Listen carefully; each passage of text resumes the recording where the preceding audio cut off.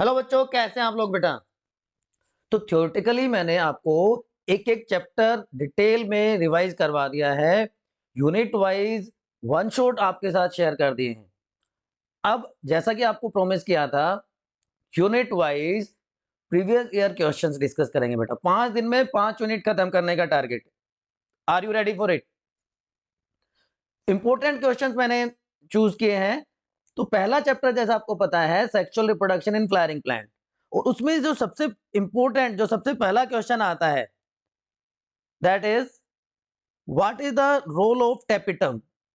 Tapetum क्या होता है, you know that. What is the role of tapetum, ये आपको बताना है। क्लियर? तो चलिए बिना किसी देरी के शुरू करते हैं। टेपिटम का डायग्राम आपको पता है, 4 लेयर्स होती हैं बच्चों। जो आउटर मोस्ट लेयर है that is known as epidermis, जो सिंगल लेयर है। सेकेंड इज एंडोथीशियम, ये भी सिंगल लेयर की होती है। मिडिल लेयर 2 to 3 लेयर्ड होता है। और जो इनर मोस्ट है that is known as tapetum. तो ये टेपिटम बहुत इंपॉर्टेंट काम करता है। पहले तीनों की अगर बात करें तो ये तीनों क्या करते हैं, ये तीनों प्रोटेक्शन प्रोवाइड करते हैं, राइट। बट जो इनर मोस्ट पार्ट है, जो टेपिटम है, इट परफॉर्म्स मैनी फंक्शंस। तो सबसे पहला, इट प्रोवाइड न्यूट्रिशन, नरिशमेंट भी आप कह सकते हैं, न्यूट्रिशन भी कह सकते हैं। किसको न्यूट्रिशन प्रोवाइड करेगा? Any idea? To developing microspore mother cell, nutrition to MMC, microspore mother cell. And pollen grain, जो माइक्रोस्पोर है उसको। सेकंड फंक्शन ये क्या परफॉर्म करता है, it produces ubisch granules, ubisch granules produce करता है। यूबिस ग्रैन्यूल्स का काम क्या होता है, दे कंटेन स्पोरोपोलिनिन। और स्पोरोपोलिनिन आपको पता है हार्डेस्ट सब्सटेंस है प्लांट्स में। जो एक्साइन है पोलन ग्रेन की, जो आउटर लेयर है, वो स्पोरोपोलिनिन की बनी होती है बेटा। क्लियर? इसके अलावा ये कुछ और फंक्शन भी परफॉर्म करता है। एंजाइम कैलेज प्रोड्यूस करता है। जो पोलन टेट्राड बनता है, पोलन टेट्राड के चारों तरफ ये जो लेयर होती है, जो वॉल होती है, ये किसकी बनी होती है, कैलोज वॉल, कैलोज की बनी होती है ना। इस कैलोज वॉल को डिग्रेड करने के लिए जो एंजाइम होता है वो क्या कहलाता है, कैलेज एंजाइम। तो ये कैलेज एंजाइम भी कौन सिक्रीट करता है, टेपिटम सिक्रीट करता है। ठीक है, तो these are the important functions of tapetum. Second question आ जाता है, जिटोनोगैमी और जीनोगैमी का क्या डिफरेंस है। यहां पे आपको 3 चीजें क्लियर, क्रिस्टल क्लियर बल्कि होनी चाहिए कि देखो, 2 टाइप का पोलिनेशन होता है, सेल्फ एंड क्रॉस पोलिनेशन। तो autogamy and geitonogamy they are type of self pollination, और xenogamy is cross pollination. Simple way में मैंने आपको समझाया हुआ है कि आप 12th क्लास में हैं, मेडिकल स्टूडेंट हैं। तो अगर मेडिकल सेक्शन में ही आपका फ्रेंड है तो विद इन द क्लास, तो क्या हो गया, ऑटोगैमी। ठीक है। अब आप हो 12th मेडिकल में, आपका फ्रेंड है 12th नॉट मेडिकल में या आर्ट्स में, तो क्लास तो सेम है बट सेक्शन डिफरेंट हो गया, तो उसको हम क्या कह सकते हैं, जिटोनोगैमी। तो सेम प्लांट में डिफरेंट फ्लावर्स में पोलिनेशन हो तो वो क्या कहलाता है, जिटोनोगैमी। बट आप खुद तो 12th में है, आपका फ्रेंड है 11th में, तो क्लास ही चेंज हो गई ना। आपको वहां किसी और की जरूरत पड़ती है, वेक्टर्स की जरूरत पड़ती है प्लांट्स को, तो वो क्या कहलाएगा, जीनोगैमी।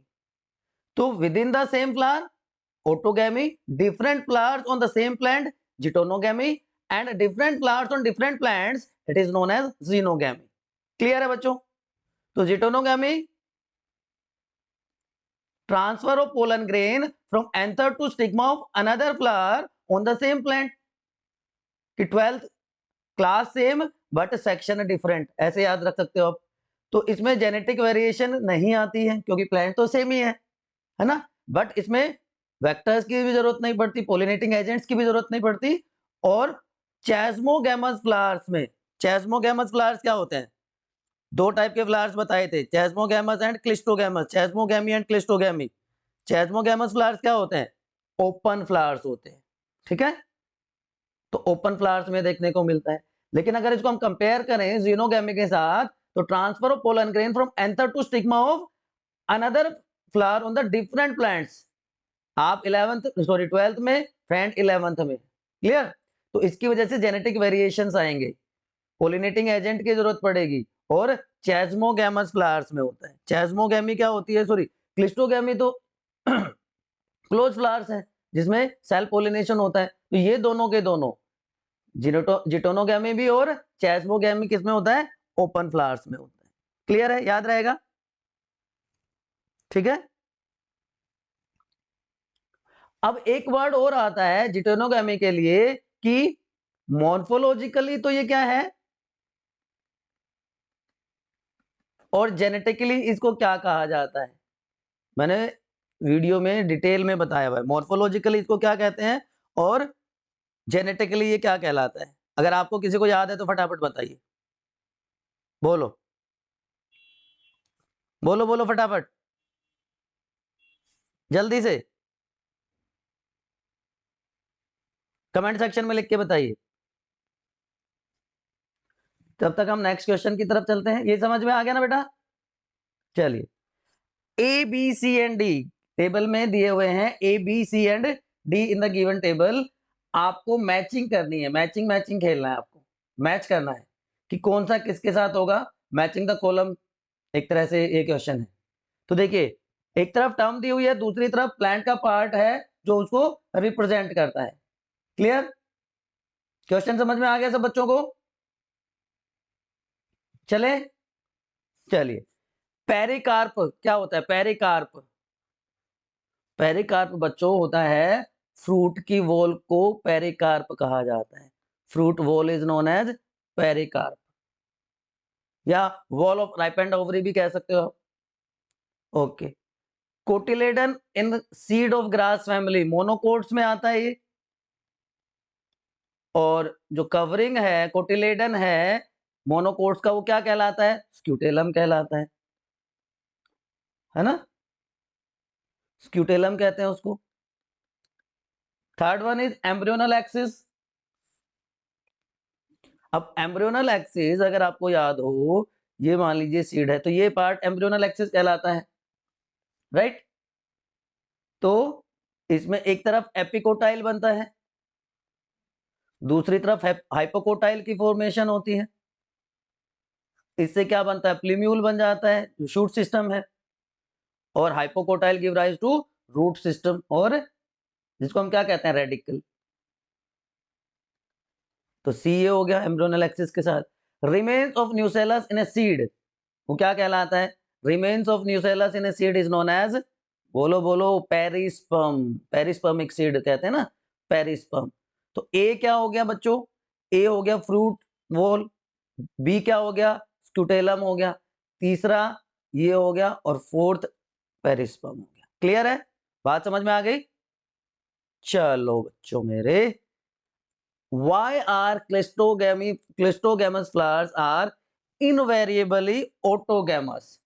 थोड़ी देर पहले ही मैं पूछ रहा था आपसे कि क्लिस्टोगैमस फ्लावर्स क्या होते हैं, चेस्मोगैमस फ्लावर्स क्या होते हैं, सेल्फ और क्रॉस पोलिनेशन में हम बात कर रहे थे, राइट। तो क्लिस्टोगैमी क्या होता है? बोलो फटाफट, बोलो बोलो बोलो बोलो बच्चों मेरे, क्लिस्टोगैमी बोलो, बताओ। Chasmogamous open flower, cleistogamous close flowers. तो जब फ्लावर क्लोज है तो कोई पोलिनेटिंग एजेंट वहां पे आएगा ही नहीं, किसी वेक्टर की जरूरत नहीं पड़ेगी, क्योंकि जो मेल और फीमेल पार्ट है फ्लावर में, बड कंडीशन में, क्लोज कंडीशन में ही एक दूसरे के कांटेक्ट में आ जाते हैं, वो कभी खुलते ही नहीं है, राइट। एग्जाम्पल, क्लिस्टोगैमस फ्लावर का कोई एग्जाम्पल बोलो। क्लिस्टोगैमी एक तो क्लिस्टोगैमी याद रखिए हमेशा सेल्फ पोलिनेशन करेगा, it always causes self pollination. Clear है बच्चों? कुमलिना इसका एग्जाम्पल है, कुमिलीना इसका एग्जाम्पल है। क्लिस्टोगैमस फ्लावर में जो एंथर का डिएसेंस होता है, एंथर डिएसेंस का मतलब release of pollen grain, anther dehiscence inside closed flower, inside closed flower, ठीक। तो pollination and seed set are assured, so pollination and seed set are assured. Clear? अब बात समझ में आ गई, किसी पोलिनेटर की जरूरत नहीं, तो कभी ओपन नहीं होते। ensuring pollen from same flowers anther directly contact the stigma leading to self pollination and fertilization। चलें आगे बच्चों मेरे, चलो जी। माइक्रोस्पोरोजेनेसिस एंड मेगास्पोरोजेनेसिस का डिफरेंस बताना है। Microspore pollen grain male gamete, megaspore female gamete. Clear? अब देखो, डिटेल भी आप यहां से लिख सकते हो, लेकिन यहां पे सिर्फ डिफरेंसेस पूछे हैं तो यहां से आप कंपेयर कर सकते हो। Meiotic formation of haploid microspores मतलब पोलन ग्रेन की फॉर्मेशन है। It is meiotic formation of haploid megaspores. अब इसमें क्या होगा, दोनों में MMC megaspore mother cell and microspore mother cell undergoes reductional division, ठीक है। तो अंडरगोज मियोसिस रिडक्शनल डिवीजन होगा दोनों केसेस में। अब यहाँ पे मेगा माइक्रोस्पोर के केस में मेगा माइक्रोस्पोर टेट्राड बन जाता है, माइक्रोस्पोर टेट्राड की फॉर्मेशन हो जाती है, as you can see here. 2 बार मियोसिस हुआ और माइक्रोस्पोर टेट्राड बन गया। अब इनके चारों तरफ कैलोज वॉल बन गई, कैलेज एंजाइम इसको डिग्रेड कर देगा, उसके बाद ये माइक्रोस्पोर सिंगल माइक्रोस्पोर रिलीज हो गया, ठीक है। अब माइटोटिक डिवीजन होंगे, इसकी ग्रोथ होगी और 1 से 4 माइक्रोस्पोर की फॉर्मेशन, एक माइक्रोस्पोर मदर सेल से 4 माइक्रोस्पोर 4 पोलन ग्रेन्स की फॉर्मेशन हो जाएगी, ठीक है। कि सारे के सारे स्पोर जो टेट्राड के हैं वो फंक्शनल होते हैं। लेकिन अगर हम मेगास्पोरोजेनेसिस में देखेंगे तो मेगास्पोरोजेनेसिस में जो मेगास्पोर मदर सेल है उसमें रिडक्शनल डिवीजन तो होगा एंड यहां पे भी 4 सेल्स बन जाएंगी, 4 मेगास्पोर्स आर फॉर्म्ड, लेकिन उनमें से 3 डीजेनरेट हो जाती हैं and only 1 megaspore remain functional. This functional megaspore undergoes mitotic division. अब इसके न्यूक्लियस में 3 बार डिवीजन होता है और 7 celled 8 nuclear stage is formed, तो एम्ब्रियो सैक की फॉर्मेशन हो जाती है बाद में। So this is microsporogenesis and megasporogenesis. बिल्कुल सिंप्लीफाइड है बच्चों, कंफ्यूज होने की कतई जरूरत नहीं है। इस डायग्राम को भी अगर आप बना के आ जाओगे, अगर सिर्फ माइक्रोस्पोरोजेनेसिस आ जाता है तो ये वाला डायग्राम बना दो, मेगास्पोरोजेनेसिस आ जाता है तो ये बना दो, कंपैरिजन आता है तो ये भी बना सकते हो, ऐसे भी आप इसको रिप्रेजेंट कर सकते हो, ठीक है ना। चलिए, what is self incompatibility and how does it affect pollination. आपके बुक में एक टॉपिक है pollen pistil interaction, pollen pistil interaction, वहां से लिया गया क्वेश्चन। देखिए मैंने कहा था ना लास्ट 10 इयर्स के क्वेश्चंस करवाऊंगा, 2014 में आया हुआ क्वेश्चन है, इंपॉर्टेंट क्वेश्चन है, pollen pistil interaction. Self incompatibility, देखो कंपेटेबल क्या होता है, मतलब एक दूसरे से मिलता जुलता, सेल्फ का मतलब खुद है, इनकम्पेटेबल का मतलब उनसे मिलता जुलता नहीं है। तो ये एक जेनेटिक मैकेनिज्म है जहां पे प्लांट सेल्फ फर्टिलाइजेशन को प्रिवेंट करते हैं। अब आपको पता है कि जो पोलन पिस्टिल इंटरेक्शन है ना बच्चों, pollen pistil interaction is species specific, it is species specific, कि एक पर्टिकुलर स्पीशीज का पोलन ग्रेन उसी स्पीशीज के स्टिग्मा पे जाके स्टिक करता है। लेकिन इस केस में क्या हो जाता है, सेल्फ फर्टिलाइजेशन प्रिवेंट होता है, तो जो पोलन है सेम प्लांट का वो रिजेक्ट हो जाता है। सिंपल सा देखो, मान लीजिए हमारे पास एक स्पीशीज है S1, ठीक है, S1 है, उसका पोलन ग्रेन सॉरी ये P1 मान लेते हैं, ठीक है। अब ओरिजिनली तो क्या होना चाहिए, S1 पे P1 जर्मिनेट करना चाहिए लेकिन नहीं करता। S1 पे S2 नहीं जर्मिनेट करना चाहिए था, या S3 जर्मिनेट नहीं करना चाहिए था, लेकिन यहाँ पे जर्मिनेशन आपको दिखाई दे रहा है। इसका मतलब ये पोलन की रिजेक्शन करती है। स्टिग्मा जो है रिकॉग्नाइज करेगा, अगर सेम स्पीशीज का पोलन ग्रेन है तो उसको रिजेक्ट कर देगा। उसकी वजह से जो पोलन ट्यूब की फॉर्मेशन है वो नहीं होगी।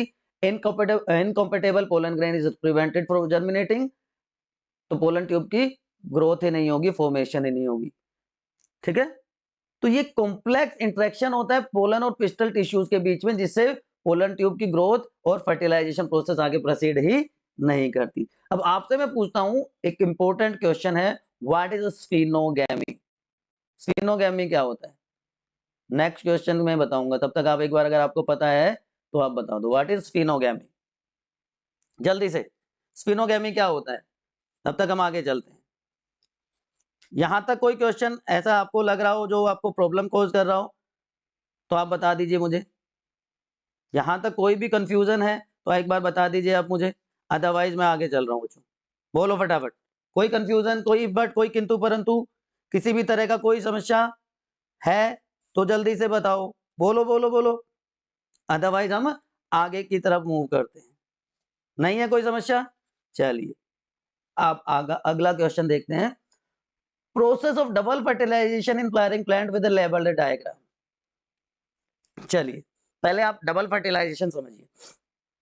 देखो, this is 7 celled 8 nuclei stage, जो थोड़ी देर पहले मैं आपको बता रहा था। 7 सेल्ड 8 न्यूक्लियाई स्टेज कि जब मेगास्पोरोजेनेसिस हो जाती है तो जो एक फंक्शनल मेगास्पोर है उसका न्यूक्लियस 3 बार डिवाइड करके 8 न्यूक्लियाई बना देता है, जिसमें से 3 ऊपर की तरफ चैलेजल एंड पे अपने आप को अरेंज कर लेती हैं, they are known as antipodals.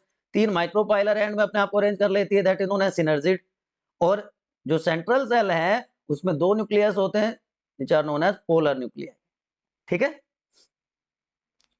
अब जब पोलन ट्यूब की फॉर्मेशन होती है, मैं यहाँ पे दूसरे डायग्राम से इसको एक्सप्लेन करता हूँ। When pollen tube formation occurs, ये आपका एम्ब्रियो सैक है यहाँ पे, right, this is 7 celled 8 nuclear stage. जब पोलन ट्यूब की फॉर्मेशन होगी तो each pollen grain carries 2 male gamete, 2 male nuclei. ये सारे के सारे हैप्लॉइड हैं। तो पहला मेल गैमेट एग सेल के साथ फ्यूज करेगा, विच इज ऑल्सो हैप्लॉइड, और 2 हैप्लॉइड सेल मिलके 2n डिप्लॉइड जाइगोट की फॉर्मेशन कर देते हैं, जिससे एम्ब्रियो बनेगा and embryo give rise to new organism. तो नए ऑर्गेनिज्म की फॉर्मेशन हो रही है तो it is known as generative fertilization. Generation बन रही है, जेनरेटिव फर्टिलाइजेशन इसको कह देते हैं बच्चों, क्लियर। जो दूसरा मेल न्यूक्लियाई है, मेल गैमेट है, वो इस सेंट्रल सेल के साथ फ्यूज करेगा जो कि डिप्लॉइड है, और ये क्या बना देगा, प्राइमरी एंडोस्पर्म न्यूक्लियस। इसको ट्रिपल फ्यूजन भी कहा जाता है, it is also known as triple fusion, primary endosperm nucleus और ट्रिपल फ्यूजन, क्लियर है बच्चों। अब ये क्या करेगा, it provide nutrition to developing embryo, nutrition to developing embryo, ठीक। तो इसलिए इसको क्या कहते हैं, वेजिटेटिव फर्टिलाइजेशन। तो एक हो गया जनरेटिव, दूसरा वेजिटेटिव फर्टिलाइजेशन, क्लियर है ना बच्चों मेरे, बात समझ में आ गई। तो एक बार में 2 फर्टिलाइजेशन हो रहे हैं, जनरेटिव एंड वेजिटेटिव, इसलिए इसको एंजियोस्पर्म में it is known as double fertilization. तो यहां से 2 कंसेप्ट आपके क्लियर हो गए, 7 सेल्ड 8 न्यूक्लियर स्टेज भी क्लियर हो गया आपका, और डबल फर्टिलाइजेशन भी क्लियर हो गया। अब वो वाला आंसर, क्या क्वेश्चन था हमारा, स्फिनोगैमी, स्फिनोगैमी का answer, the plant in which pollination occurs by formation of pollen tube, it is known as sphenogamy। pollen tube formation के थ्रू जब pollination होता है तो उस प्रोसेस को स्फिनोगैमी कहते हैं। फिर से एंजियोस्पर्म का फीचर है, क्लियर है बच्चों? क्लियर है? चलो, सेल्फ और क्रॉस पोलिनेशन के डिफरेंसेस बताने हैं, पहली बार आया हुआ क्वेश्चन है, एग्जांपल्स भी बताने हैं, ठीक है।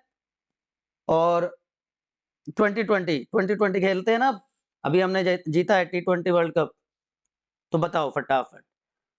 अब इसको भी दोबारा बताना पड़ेगा क्या? दोबारा बताना पड़ेगा क्या? बोलो, सेल्फ और क्रॉस पोलिनेशन को दोबारा बताना पड़ेगा? एग्जाम्पल्स बता देता हूं। सेल्फ पोलिनेशन का एक एग्जाम्पल तो मैंने थोड़ी देर पहले बताया था कि नहीं? कोमोलिना बताया था मैंने, ऑक्जेलिस हो गया, वायोला हो गया, ठीक है। ये सारे के सारे सेल्फ पोलिनेशन शो करते हैं। क्रॉस पोलिनेशन के एग्जांपल्स की बात करें तो क्रॉस पोलिनेशन में तो बहुत सारे एग्जांपल्स हैं, बहुत सारे एग्जांपल हैं।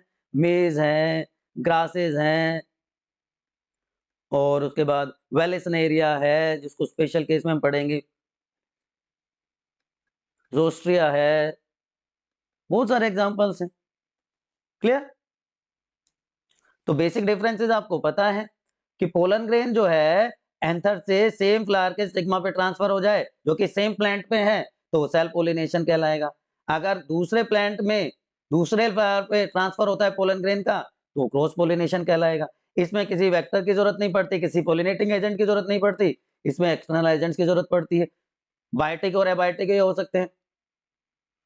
एबायोटिक की बात करें तो विंड के थ्रू होगा तो उसको क्या कहेंगे? एनीमोफिली कह देंगे। वाटर के थ्रू होगा तो उसको हाइड्रोफिली कह देंगे। इंसेक्ट्स के थ्रू होगा तो उसको एंटीमोफिली कह देंगे। अब आप बताओ, अगर बैट्स के थ्रू हो रहा है तो क्या कहेंगे, और स्नेल्स के थ्रू हो रहा है तो उसको क्या कहेंगे? बोलो, बैट्स के थ्रू क्रॉस पोलिनेशन हो रहा है तो उसको क्या कहते हैं, और स्नेल्स के थ्रू होता है तो उसको क्या कहते हैं? अब इसमें जो दोनों मेल और फीमेल पार्ट है एंथर और स्टिग्मा वो मैच्योर होंगे सेम टाइम पे, लेकिन यहाँ पे उनका मैच्योरेशन टाइम अलग अलग होगा। ये किसमें, कौन से फ्लावर में? क्लिस्टोगैमस फ्लावर्स में भी हो सकता है, क्लोज फ्लावर्स में भी हो सकता है, लेकिन ये सिर्फ हमेशा चेस्मोगैमस में। देखो चेस्मोगैमी को आप याद रख सकते हो चश्मे से। होमोजाइगस ऑफस्प्रिंग प्रोड्यूस होते हैं, वेरिएशंस नहीं आएंगी सेल्फ पॉलिनेशन में, लेकिन हेटेरोजाइगस ऑर्गेनिज्म प्रोड्यूस होने की वजह से वेरिएशंस आती हैं क्रॉस पॉलिनेशन में। ठीक है ना बच्चों मेरे? बोलो। उसके बाद आता है artificial hybridization. What is artificial hybridization? आजकल की नई टेक्निक, नया नए मेथड्स हैं कि टू इंक्रीज प्रोडक्शन, है ना, आर्टिफिशियल हाइब्रिडाइजेशन की द टेक्निक और method through which desired characters are introduced into an organism, it is known as artificial hybridization। तो मेनली 4 स्टेप होते हैं। पहला स्टेप क्या कहलाएगा कि भैया हमने एक बाइसेक्सुअल फ्लावर ले लिया जिसमें मेल और फीमेल पार्ट एक साथ हैं, तो हम क्या करेंगे, हमें सेल्फ पोलिनेशन को प्रिवेंट करना है तो सबसे पहले हम करते हैं emasculation, removal of anther. Anther remove कर दिया जाता है, anther removal, that is known as emasculation. उसके बाद क्या कर देंगे, बैगिंग कर देंगे कि जो इमैस्कुलेटेड फ्लावर है जिसमें से हमने एंथर रिमूव कर दिया है उसको बटर पेपर से कवर कर दिया जाएगा, that is known as bagging. Third step में क्या करेंगे जी, अब जो बैग्ड स्टिग्मा जो है, जो फीमेल पार्ट है, जब वो मैच्योर हो जाता है तो बैग हटा के डिजायर्ड पोलन्स आर डस्टेड। तो तीसरा क्या हो गया, desired, sorry dusting. Third step क्या हो जाएगा, dusting. Desired pollen grains are dusted, ठीक है। उसके बाद फिर काम खत्म हो गया हमारा, तो लास्ट में फिर से क्या कर देंगे, रीबैगिंग, दोबारा से उसको पैक कर देंगे, रीबैग कर देंगे, रीबैगिंग हो गई। तो ये 4 स्टेप में आर्टिफिशियल हाइब्रिडाइजेशन किया जाता है बच्चों। सिस्टमेटिक आप इसमें कई बार इस तरह से दे सकते हैं, 1 या 2 स्टेप हो सकता है आपको मिसिंग करके दे दें और फिर पूछ लें कि भाई सबसे पहले बाइसेक्सुअल फ्लावर ले लिया हमने, इमैस्कुलेशन करवा दिया, स्टिग्मा को कवर कर दिया बटर पेपर से तो बैगिंग कर दी, फिर जब बैगिंग, जो बैग्ड स्टिग्मा है वो रिसेप्टिव हो गया तो desired set of pollen grain मतलब डस्टिंग कर दी हमने, उसके बाद रीबैगिंग, रीबैगिंग के बाद फ्रूट डेवलप हो जाएंगे उसमें, और वहां से फिर सीड की डिजायर्ड सीड जो हमने पर्पजली ग्रो करवाए हैं, डेवलप किए हैं, प्रोड्यूस किए हैं, राइट। यहां तक कोई confusion? Post fertilization changes in a flower, post fertilization changes क्या होंगे बताओ। देखो भैया, हमने फर्टिलाइजेशन पढ़ा अभी कि भैया जो पोलन ग्रेन है वो एग सेल के साथ फ्यूज करके डिप्लॉइड जायगोट बना देता है, तो ये तो हो गया फर्टिलाइजेशन। अब इस फर्टिलाइजेशन के बाद क्या होगा, जो पेटल्स हैं उनका काम खत्म। पेटल्स क्या करते हैं, कलर्ड लीव्स होती हैं which attract insects for pollination, तो ये विल्ट हो जाएंगे, पेटल्स शेड ऑफ कह सकते हैं। ठीक है जी। उसके बाद जो दो पार्ट बच गए हमारे पास, ओवरी और ovule. Ripened ovary forms fruit and ovule form seed. ठीक है, तो ओवरी से तो फ्रूट बन जाएगा और ओवरी से फ्रूट की फॉर्मेशन हो जाएगा। जैसे ही फ्रूट की राइपनिंग हो जाएगी,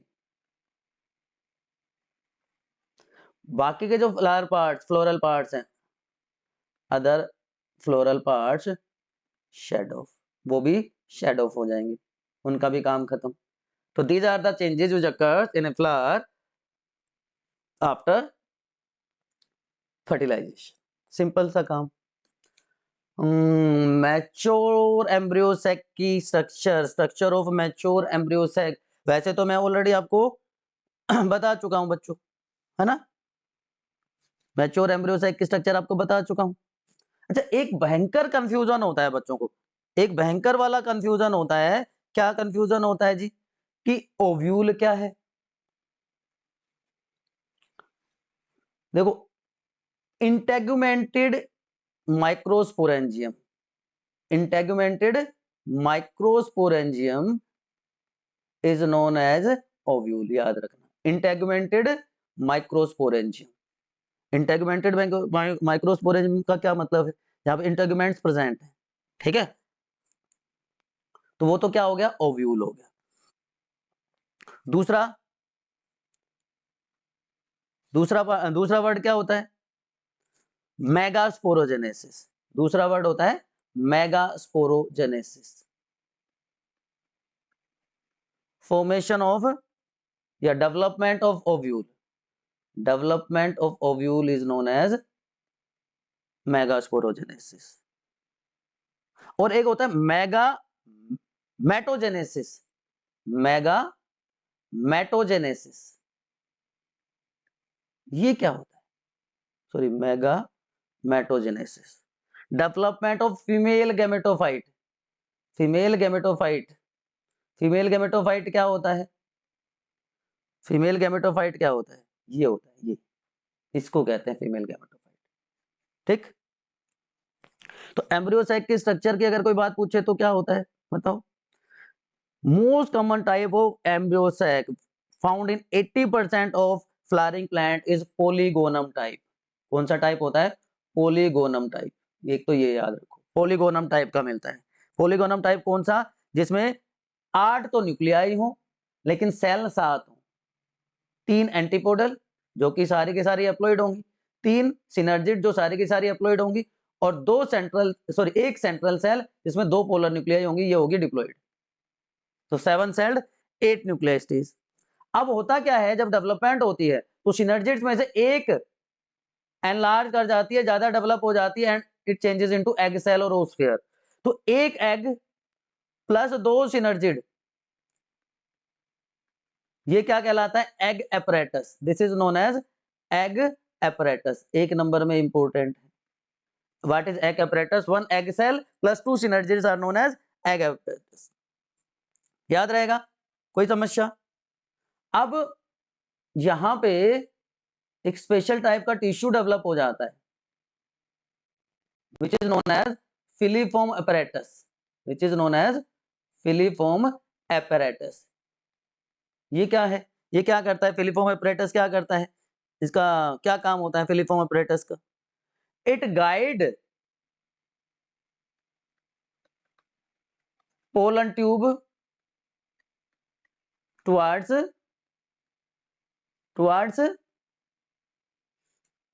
एग सेल, ठीक, उसकी तरफ ले जाने का काम करता है। याद रह जाएगा? यहां तक कोई कंफ्यूजन, यहां तक कोई समस्या? चलिए, development of male gametophyte already मैं बता चुका हूं बच्चों। देखो क्या था ये एक पोलन ग्रेन है ना? वो माइक्रोस्पोर टेट्राड वाले सारी सीक्वेंस दोबारा से बताने की जरूरत आई थिंक नहीं होनी चाहिए, या है? बताओ, माइक्रोस्पोरोजेनेसिस दोबारा से बताने की जरूरत है? नहीं है, वेरी गुड, बोलो बोलो, अगर आपको लगता है तो मैं दोबारा से बता देता हूं, ठीक। तो ये माइक्रोस्पोर टेट्राड था, ये वाला। अब इससे एक माइक्रोस्पोर अलग हो गया कैलेज एंजाइम के डिग्रेडेशन के बाद, और ये आपको पता है 2 वोल्ट स्ट्रक्चर होती है, एक्साइन और इंटाइन। एक्साइन स्पोरोपोलेनिन की बनी होती है, और जो इंटाइन है वो किसकी बनी होती है बताओ? इंटाइन किसकी बनी होती है? पैक्टोसेलुलोज की, पैक्टोसेलुलोज। अच्छा, वो क्वेश्चन आपका रह गया ना, बैट्स के थ्रू जब होता है तो उसको चिरोपेटेरोफिली कहते हैं, और जब स्नेल्स के थ्रू होता है तो उसको मेलेकोफिली कहते हैं, याद रह जाना चाहिए, ठीक। अब इस माइक्रोस्पोर का जो न्यूक्लियस है वो डिवाइड करता है, माइक्रोस्पोर का न्यूक्लियस डिवाइड करता है, ठीक है। अनइक्वल डिस्ट्रीब्यूशन होता है, एक न्यूक्लियस ऊपर की तरफ रहता है, एक न्यूक्लियस नीचे की तरफ रहता है, ठीक। यहां तक कोई कंफ्यूजन, यहां तक कोई समस्या, यहां तो कोई किंतु परंतु है तो बताओ? नहीं है? ऊपर वाला न्यूक्लियस ट्यूब सेल या वेजिटेटिव न्यूक्लियस होगा, ट्यूब और वेजिटेटिव न्यूक्लियस, तो वो सेल भी क्या कहलाएगी? ट्यूब सेल या वेजिटेटिव सेल। इसका जो साइटोप्लाज्म है वो थोड़ा सा डेंस होगा, ठीक। अब नीचे वाले न्यूक्लियस के चारों तरफ कैलोज की वॉल बन जाएगी, and it is known as generative nucleus and generative cell, generative nucleus and generative cell. Clear है बच्चों? बाकी यहाँ पे वैक्यूल्स डेवलप हो जाएंगे, वैक्यूल्स डेवलप हो जाएंगे। तो दो अनइक्वल सेल बन गई, generative cell and large tube और वेजिटेटिव सेल। दोनों के बीच में कैलोज की वॉल डेवलप होगी, बाद में कैलोज की वॉल डिसोल्व हो जाएगी, और जो नेकेड जनरेटिव सेल है वो फ्रीली लाई करेगी in the cytoplasm of tube cell. Tube cell में वैक्यूलेटेड साइटोप्लाज्म में वैक्यूल्स प्रेजेंट है वहां पे, जो इसमें रिजर्व फूड है, स्टार्च के फॉर्म में, प्रोटीन की फॉर्म में, अनसैचुरेटेड फैटी एसिड्स हैं। अब इसका न्यूक्लियस लार्ज हो जाएगा, इसका न्यूक्लियस इरेगुलर हो जाएगा, किसका? वेजिटेटिव सेल का न्यूक्लियस एनलार्ज हो जाएगा, इरेगुलर हो जाएगा, ठीक है जी। तो 60% एंजियोस्पर्म्स में इस 2 सेल स्टेज पे ही pollen grains are shed, 2 cell stage पे, कि tube cell plus generative cell, mostly dicots में ऐसा होता है। लेकिन बाकी जो 40% बच गए, वहां पे क्या होगा? वहां पे ये जो वाला जो जनरेटिव न्यूक्लियस है, ये इसकी आउटर लेयर भी बना देता हूं मैं, एक्साइन लेयर और अंदर इंटाइन, ठीक है जी। ये बीच बीच में कैलोज की वॉल्स, आपको कैलोज दिख जाएगा, आपको कैलोज प्लग्स दिख जाएंगे। आगे क्या रहेगा? ट्यूब सेल न्यूक्लियस या ट्यूब न्यूक्लियस, जो पेनिट्रेट करता जाएगा स्टाइल के थ्रू। और यहाँ पे ये वाला जो न्यूक्लियस है, जो जनरेटिव सेल का न्यूक्लियस है, फिर से डिवाइड करेगा, ठीक है। तो 2 मेल गैमेट्स यहाँ पे बन जाएंगे। सो बाकी जो 40% एंजियोस्पर्म है उसमें इस 3 सेल स्टेज पे पोलर ग्रेन्स शेड ऑफ हो जाते हैं। क्लियर हो गया बच्चों? तो यही सारा इस डायग्राम में दिखाया, एसिमेट्रिकल स्पिंडल फाइबर फॉर्मेशन हो जाएगी। तो इस डायग्राम को आप एज इट इज बना दोगे तो आपका काम हो जाएगा।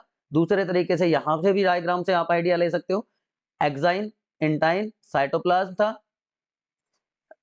न्यूक्लियस का डिवीजन हुआ, ऊपर का ट्यूब सेल और वेजिटेटिव सेल, और इसका न्यूक्लियस ट्यूब न्यूक्लियस, नीचे की तरफ generative cell and generative nucleus, tube cell का न्यूक्लियस, इसके चारों तरफ कैलोस की वॉल बन गई, ये न्यूक्लियस इरेगुलर हो गया।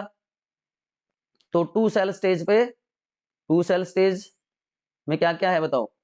टू सेल स्टेज में क्या क्या है? एक ट्यूब सेल है, ट्यूब न्यूक्लियस है ना, या ट्यूब सेल है, प्लस वन जनरेटिव सेल। और थ्री सेल स्टेज में क्या हो जाएगा? एक tube cell plus two male gametes. तो मेल गैमेटोफाइट क्या होगा? ये वाला पार्ट क्या कहलाएगा? Male gametophyte. मेल गैमेट क्या है? पोलन ग्रेन या माइक्रोस्पोर। क्लियर है बच्चों? चलिए, अब what are different type of pollination, ये क्वेश्चन अलग अलग तरह से अलग अलग पूछा जाता है। Two mechanism pollination with examples, कई बार मैं बता चुका हूं कि पोलिनेटर्स दो टाइप के होते हैं, एबायोटिक भी हो सकते हैं, बायोटिक। बायोटिक में विंड और water, wind and water. Wind के थ्रू होता है तो एनिमोफिली, वाटर के थ्रू होता है तो हाइड्रोफिली। वाटर बायोटिक में क्या हो गए? इंसेक्ट्स आ गए, इनको एंटीमोफिली कहेंगे। बैट्स आ गए, चिरपेटेरोफिली। स्नेल्स आ गए, मेलेकोफिली। ठीक, बेसिक आपको पता है, self within the same flower और different flowers on the same plant, cross pollination, different flowers on different plants. अब देखिए, पहले मैं एबायोटिक एजेंट्स की बात कर देता हूं। एबायोटिक एजेंट्स में कैसे होता है पोलिनेशन? विंड पोलिनेटेड और इंसेक्ट पोलिनेटेड फ्लावर्स की स्पेशलिटी क्या होती है? सबसे पहले अगर प्लांट है विंड पोलिनेटेड, विंड पोलिनेटेड में क्या होगा बच्चों कि फ्लावर्स छोटा होगा साइज में, फ्लावर्स कलरलेस होंगे क्योंकि उनको इंसेक्ट की जरूरत नहीं है, ऑर्डरलेस होंगे, कोई नेक्टर नहीं होगा। पोलन्स ज्यादा नंबर में प्रोड्यूस होंगे, लाइट वेट होंगे, ब्रांच्ड होगा स्टिग्मा, जिसे इजीली हेयरी होगा, जिसे इजीली वो ट्रैप कर सके पोलन ग्रेन्स को। लेकिन इंसेक्ट पोलिनेटेड फ्लावर जो होंगे लार्ज होते हैं साइज में, ब्राइटली कलर्ड होंगे, फ्रेग्रेंस होगी, नेक्टर ग्लैंड्स प्रोड्यूस होंगे, because they need to attract insects for pollination. इसलिए वो कम पोलन ग्रेन्स प्रोड्यूस करते हैं क्योंकि वो हैवी होते हैं वेट में। स्टिग्मा स्टिकी होगा और रफ होगा टेक्सचर में, जिससे रबिंग हो, जब इंसेक्ट एंटर करे अंदर तो वो रबिंग करे और पोलन ग्रेन शेड हो जाए वहां पे। क्लियर है बच्चों? तो विंड और इंसेक्ट पोलिनेटेड फ्लावर की स्पेशलिटी होगी। अब एक चीज और बता देता हूं, ये देखिए, ये तीनों टाइप्स मैं ऑलरेडी पहले आपको बता चुका था, ऑटोगैमी, जिटेनोगैमी और जीनोगैमी। एक चीज और बता रहा हूं आपको, ये तो स्पेशलिटी होगी। अब हाँ, सॉरी, विंड एनिमोफिली, हाइड्रोफिली की बात बता रहा था मैं। Yes, hydrophily. विंड पोलिनेशन का बहुत अच्छा एग्जांपल कोन कोब। एक नंबर का क्वेश्चन बहुत बार आया हुआ है, बच्चे गलत करके आते हैं, गलत करके आते हैं। कोन कोब का एग्जांपल आपको याद है? कोन कोब बोलो किसको रिप्रेजेंट करती है? कोन कोब किसको रिप्रेजेंट करती है? चलो आपके ऊपर एक और क्वेश्चन छोड़ दिया। कोन कोब रिप्रेजेंट स्टिग्मा एंड स्टाइल। ठीक है, अब मैं बताता हूं हाइड्रोफिली में क्या होता है। प्लांट कंप्लीटली सबमर्ज भी हो सकते हैं और पार्शियली सबमर्ज भी हो सकते हैं। तो वेलेसनेरिया का एग्जांपल है। वेलेसनेरिया कैसा है? सबमर्ज्ड है, कंप्लीटली सबमर्ज्ड है। ठीक है, फ्रेश वाटर एक्वेटिक ऑर्गेनिज्म है। तो जो मेल प्लांट है वो मेल फ्लावर्स प्रोड्यूस करता है विच आर बोट शेप्ड। उसमें दो फर्टाइल स्टेमन होंगे, दो फर्टाइल स्टेमन होंगे मेल पार्ट में, मेल फ्लावर में दो फर्टाइल स्टेमन्स होते हैं। ठीक है, तो वो एक बोट शेप स्ट्रक्चर बना देते हैं। और जो थर्ड पार्ट है वो सेल की तरह काम करता है, बीच वाला, ये यहाँ पे आपको दिख रहा है थर्ड वन। ये दोनों तो क्या हो गए? फंक्शनल हो गए, बीच का सेल का काम करता है। मैच्योर फीमेल फ्लावर जो है वो सरफेस पे आ जाता है बाय वाटर करंट। तो लार्ज स्टिकी स्टिग्मा होता है। तो जब वो फ्लोट कर रहे होते हैं तो मेल फ्लावर उसकी तरफ आ जाता है, वो उसको ट्रैप कर लेते हैं और one anther of a male comes in contact with stigma of female flower, anther burst कर जाएगा और पोलिनेशन हो जाता है। ठीक, याद रह जाएगा। इसी तरह दूसरे सी ग्रासेस में होता है, जूस्ट्रिया में होता है। तो वेलेसनेरिया और जूस्ट्रिया दोनों आपको याद रखने हैं। जूस्ट्रिया ये क्या है, हाइपोहाइड्रोफिली होती है इसमें, ये पार्शली सबमर्ज्ड है, पार्शली सबमर्ज्ड है। सी ग्रासेस, सी ग्रास है। इसमें एक्साइन नहीं होता, रिबन शेप्ड इसके व्हाट यू से स्टिग्मा होता है। तो ये दोनों आप डिटेल में वीडियो वन शॉट में भी जाके देख सकते हैं, इंपॉर्टेंट है। इसके अलावा अगर इस चैप्टर में बात करूं मैं, तो स्ट्रक्चर ऑफ पोलन ग्रेन भी आप देख सकते हो एक बार। ठीक है, कुछ डायग्राम बेस्ड क्वेश्चन का अलग से वीडियो आएगा। आप सोच रहे होंगे कि कुछ इंपॉर्टेंट क्वेश्चन अभी रह गए, तो डायग्राम बेस्ड क्वेश्चन होंगे, वहां पे हम उसको डिस्कस कर लेंगे। तो ये पहला चैप्टर था बच्चों, आपको आपका जो डायग्राम बेस्ड बता रहा हूं उसमें पोलन ग्रेन का स्ट्रक्चर हो गया, एम्ब्रियो का स्ट्रक्चर हो गया, मोनोकोट और डाइकोट एम्ब्रियो, है ना, सीड की स्ट्रक्चर हो गई, वो सब वहां पे मिल जाएगा आपको। Now second chapter, human reproduction. Human reproduction के इंपॉर्टेंट क्वेश्चंस की अब हम बात कर लेते हैं बच्चों। तो सबसे पहला क्वेश्चन जो आता है, name the hormones involved in parturition. Parturition का मतलब क्या होता है मेरे बच्चों? अच्छा, एक चीज और बता देता हूं, मैंने वर्ब मार्कर्स इसमें इंक्लूड नहीं किए क्योंकि वो कंपेटेंसी बेस्ड क्वेश्चन में हम डिस्कस करेंगे, क्योंकि वो एमसीक्यू भी हो सकते हैं, वो मैचिंग भी हो सकता है, फिल इन द ब्लैंक्स भी हो सकता है, राइट, वो केस स्टडी बेस्ड भी हो सकता है। तो 3 हार्मोन है, oestrogen, oxytocin and relaxin, they are involved in parturition process. Oestrogen क्या करता है? It causes uterine contraction during child birth. Oxytocin क्या करेगा? मिल्क मिल्क इजेक्टिंग हार्मोन है। क्या है ये? मिल्क इजेक्टिंग हार्मोन है। देखो, एक मिल्क प्रोड्यूसिंग होता है, एक मिल्क इजेक्टिंग है। मिल्क प्रोड्यूसिंग कौन सा है? मिल्क इजेक्टिंग तो ऑक्सीटोसिन हो गया। मिल्क प्रोड्यूसिंग है प्रोलैक्टिन, प्रोलैक्टिन। और तीसरा रिलैक्सिंग हार्मोन, जो पेल्विक लिगामेंट्स हैं उसको रिलैक्स कर देगा, जिसकी वजह से सर्विक्स वाइडन हो जाएगा and parturition occurs freely. What is colostrum? Why it is important for newborn? बताओ, बताओ। बहुत अवेयरनेस फैलाई है हमारी गवर्नमेंट ने regarding this colostrum, breast feeding के बारे में। What is colostrum? The first milk which comes from mammary gland, from mammary gland after